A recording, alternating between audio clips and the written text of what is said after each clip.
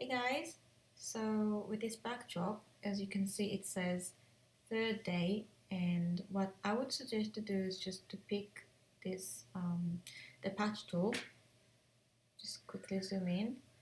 I would just sample the whole area, drag it, make it gone. There you go, make it gone, and write my own thing. So you can either write your own quote or I don't know, once upon a time or whatever you feel like writing, or you can just use one a different day. So you just if it was a third day because my baby was 3 days old, so you can use whichever age is your baby that you're taking the photos of. I'm pretty sure it was just one of these simple fonts on Photoshop.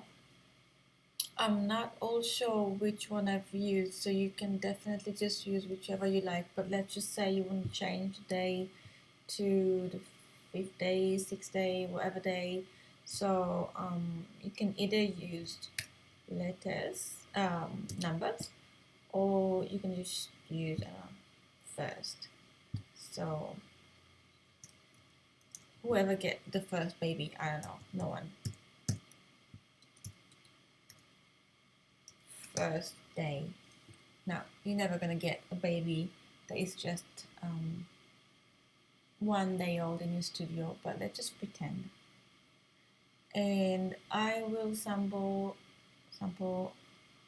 color from there. Okay, that didn't work. So yeah, you need to. That's it. You just need to mark it before, and then pick the color. Doesn't really look like exactly that color, so maybe I'll move a little bit there. There you go. Click OK, and click here on that little arrow right there, and as you can see, it doesn't really look that good or there. So I'm just gonna play with it a little bit. Well, actually, I was supposed to do it on capital letters. Now I see it was supposed to be capital letter. Never mind. Let's just ignore it. Ignore it. Just think it's a capital letter. Let's just click OK right there. And as you can see, what I've been doing with this one, I just blurred it a little bit, put it in a better place. So I am just going to use that tool right there, the blur tool. Where are you? But yeah, you would probably need to flatten your image. So I have an action for it, but you can just use always, which is flatten image right there. And my font is there. So now I'm just going to wait. Don't want to blur this side. I just want to blur this one right there. So it looks a bit more blurred. Let me see, zoom out.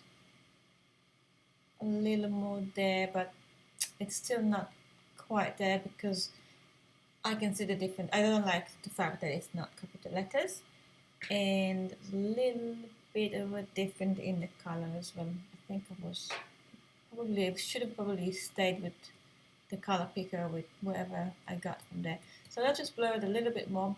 The other thing I did on this to just make it more like it's there,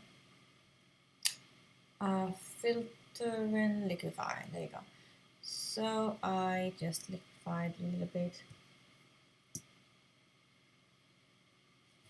Right. Oops.